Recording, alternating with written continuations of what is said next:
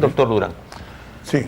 Con relación a lo escuchado. Doctor. Yo veo la conducta valiente del abogado, pero esta decisión se ha tomado en colectivo, presidido por el señor Belmont. Había una consulta entre todos los abogados de RBC para tomar una decisión con relación a ese mal juez, porque se ha analizado la conducta en forma prudente y se llegó a la conclusión de que teníamos un arma y el arma está en el Código Penal. El Código Penal es protector de bienes jurídicos y un bien jurídico es la administración de justicia. La administración de justicia tiene que ser recta, correcta, transparente, objetiva e imparcial. Y esos son los deberes que ha violado el juez. Como dice el doctor, la Fiscalía, en este caso titular de la Corte Penal, el fiscal va a tener que razonar mucho en esto. Yo lo que sinceramente me alegro de esto, nosotros siempre hemos sido optimistas, positivos, ganadores, a pesar de los golpes. Yo siempre hago la metáfora de que hemos besado la lona, nos hemos caído, pero nos hemos levantado siempre, ¿no? Porque hay una fuerza interior que es la fuerza moral, la fuerza de la verdad. Cuando nosotros nos encontramos fuimos a Arequipa, visitamos a este señor juez que ustedes ven en pantalla, yo personalmente hablé con él de hombre a hombre, mirándolo a la cara, diciéndole que como me asiste el derecho a hacerlo, no he hecho nada irregular, toda persona procesada puede ir a hablar con el juez que ve la causa de cualquier ciudadano, acuérdense de eso, ¿no es cierto? Sí, sí, el derecho de todo litigante. De todo litigante tiene derecho a ir a hablar con el juez, para mirarle la cara, porque es un ser humano, ¿no es cierto? Y cómo un ser humano puede actuar con esa cosa oscura después de mirarte a los ojos, ¿no? Porque nosotros no queríamos iniciar este juicio contra el juez para su destitución futura. Pero al verle la frialdad de cómo no cree ni en la Corte Superior, no cree en los documentos, no cree en Indecopi, amenaza al ministro de Transportes y Comunicaciones, se arma un tinglado con gente que ha tenido una cercanía con la mafia, donde toda la documentación está falseada, y él lo sabe, porque eso se lo expliqué yo, doctor, le dije, usted está manejando documentos falseados. Si a mí no me importa eso, dijo, yo me baso en lo que dice el Tribunal Constitucional, pero señor, usted se ha excedido también con relación a lo del Tribunal Constitucional, porque el Tribunal Constitucional decía que había que convocar una reunión que le llaman trilateral, para que ustedes entiendan, entre Austral, que supuestamente reclama el derecho al canal, y nosotros. Nosotros asistimos y Austral fue declarado en rebeldía porque no fue nunca al ministerio, porque no podían ir al ministerio. ¿Cómo podían ir si legalmente están muertos? ¿Desde qué año, doctor? El año 2007. Desde el 2007. Hace 5 años. O sea, hace 5 años Austral no existe, no podían presentarse al ministerio porque no existen. Pero sin embargo, para este juez, revive al muerto, ¿no? Le pone eterno, lo sienta ahí y quiere que el muerto hable. Ya, el muerto no podía hablar. Entonces a la hora que voy yo, y le digo al juez, señor juez, usted está reviviendo un muerto. Sí, a mí no me importa revivir un muerto prácticamente, ¿no? Pero yo quiero revivirlo porque yo soy el juez. Bueno, cuando un juez actúa así, lo que estamos sentando hoy día como precedente aquí en RBC es que si usted, señora, señor, le van a quitar su casa porque hay un juez allá de esos tramposos, un juez que se puede vender al poder económico, un juez que va a proceder irregularmente contra usted puede venir a RBC, enviarnos una carta a RBC, y nuestro equipo de abogados, que ya está bien afiatado en esto, podrá darle la asesoría correspondiente a quien hable el pueblo. Esa es una garantía, una promesa de que nuestro público no está abandonado, porque nosotros nos imaginamos y conversábamos con el doctor Durán, si nosotros no tuviéramos un medio de comunicación, nos habrían cortado la lengua, señoras y señores. Y no, como dicen todos que no hay rating, acá está la prueba más fehaciente del rating de RBC Televisión. Por eso es que nos temen, porque si nadie nos viera, no nos temerían. ¿Por qué nos temen, señoras y señores? ¿Por qué estamos solos en esta lucha? Porque acá está la verdad, el rating verdadero, el rating que ha pedido que lo auditen si es necesario. Los dueños de este rating nos dijeron, si ustedes quieren nos auditan, pero nosotros les vamos a dar los resultados reales de la encuesta hecha entre 1.800 personas. Cuando le pedimos a Ibope que nos demostrara por qué no teníamos rating, Ibope nos dijo que a ellos nadie les podía pedir cuentas, ni el Congreso de la República, ni los políticos, ni nadie. ¿Por qué? Porque ellos eran una empresa privada que maneja la mente de las personas, de los ciudadanos, el que dice, este animador se tiene que ir de la televisión porque no tiene rating. Bueno, querían cerrar RBC Televisión y acá está la verdad. El rating verdadero. América Televisión en primer lugar, indiscutible, ahí está, con sus 50 y tantos %, y seguramente al público le guste esa programación. ATV con 25.7%, Frecuencia Latina con 5%, RBC en su prime time con 4.1%, TV Perú con 3.8%, Panamericana con 3.6%, Global con 0.7% y ATV con 0.2%. Esta encuesta puede ser verificada, ¿no?, por las autoridades, por el Congreso de la República, por quien quieran, porque aquí está la prueba fehaciente de que nosotros no decimos que estamos primeros, ni que estamos segundos, ni que estamos terceros. Lo dice una empresa con más de 25 años en el mercado, que le ha dado servicio a bancos y le sigue dando servicio a las empresas más importantes del país. Bueno, señoras y señores, con nuestro 4.1 de rating nos vamos a defender que somos ya un número bastante considerable, ¿no es cierto? Y vamos a decir la verdad, porque aquí nadie ha levantado su voz de protesta, solamente el pueblo. Cuando decimos nadie, me refiero a que los congresistas que vinieron a este canal en la campaña electoral, que prometieron la democratización de los medios, que ofrecieron ser los primeros artífices de la lucha anticorrupción, sentimos que ahora se callan en 7 idiomas porque le tienen miedo a la prensa, porque una vez que llegan al poder quieren quedarse para siempre. Muchos de esos congresistas hoy día no han dicho esta boca es mía ante este abuso que nos ha obligado a llegar a Arequipa a denunciar a un juez por prevaricato y ir hasta las últimas consecuencias. Sí, vamos a presentar, por ejemplo, declaraciones del presidente del Congreso, hoy presidente del Congreso, el año pasado, antes de las elecciones, hablando de libertad de expresión, hablando de no a la discriminación, por ejemplo, contra un medio de comunicación. Escuchemos.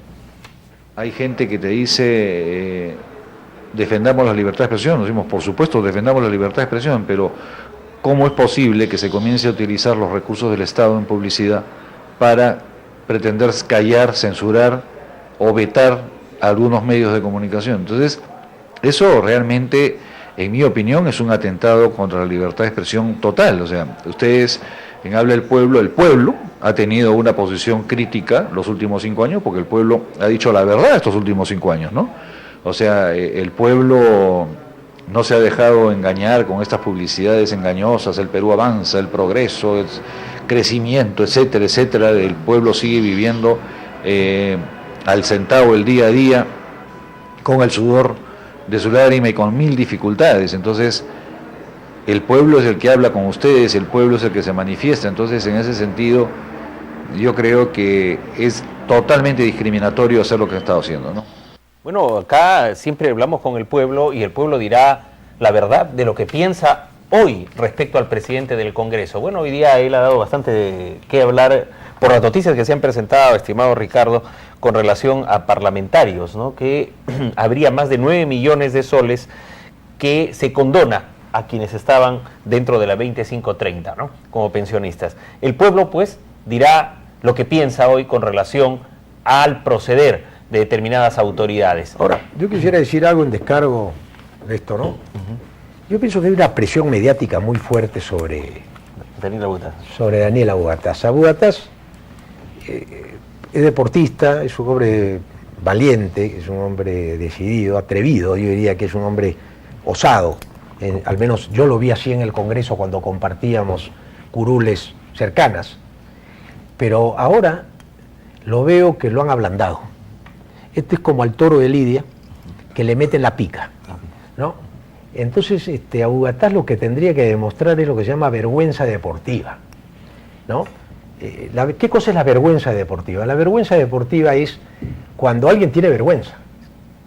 Es decir, por ejemplo, en el caso de los toros, ya que hemos hablado de los toros, sí, cuando el torero decide morir en la plaza, dice el torero, murió porque tuvo vergüenza, ¿no?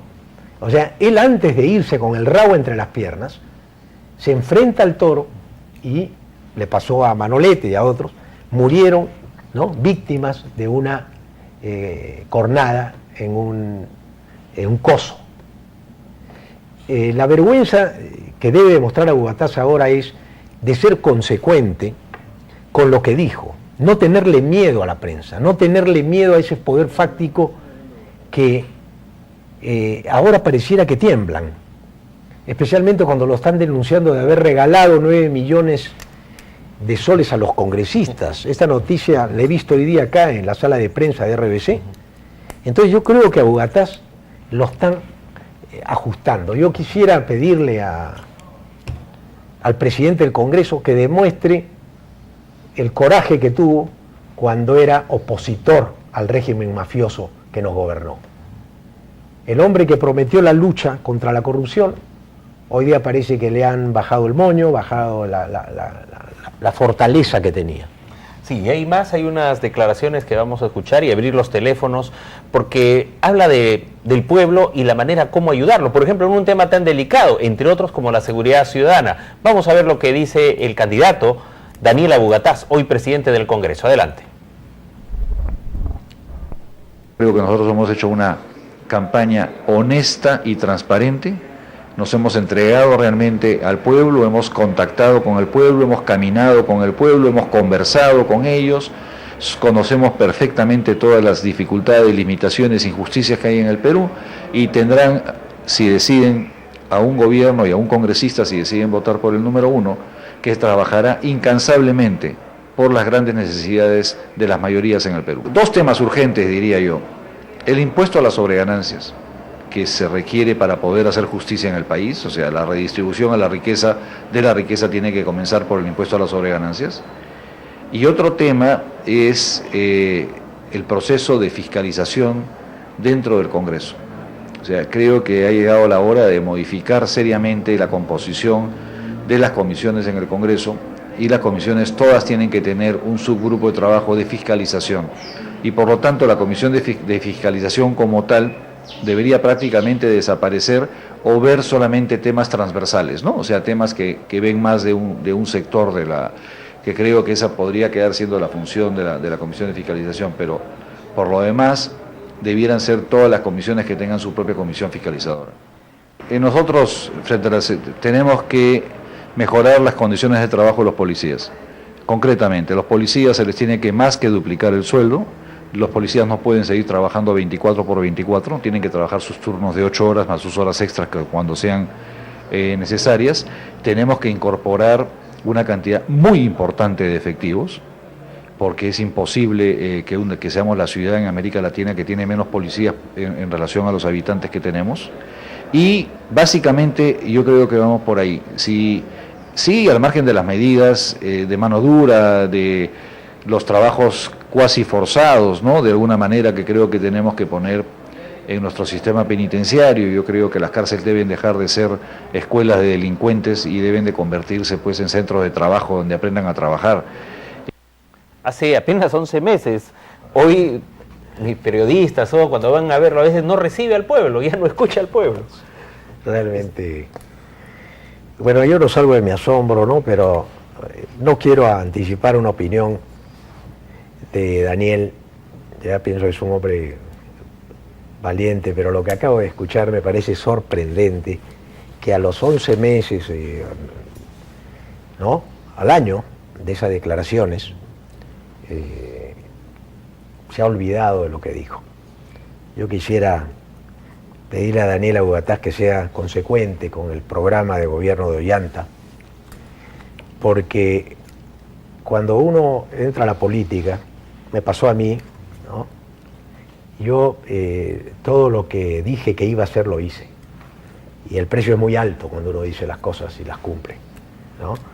Pero hay que saber jugársela, creo yo, hay que saber jugársela, especialmente cuando uno ocupa un cargo tan importante y representa el brazo ejecutor en el Congreso de las promesas electorales que hizo el candidato ganador, ¿no?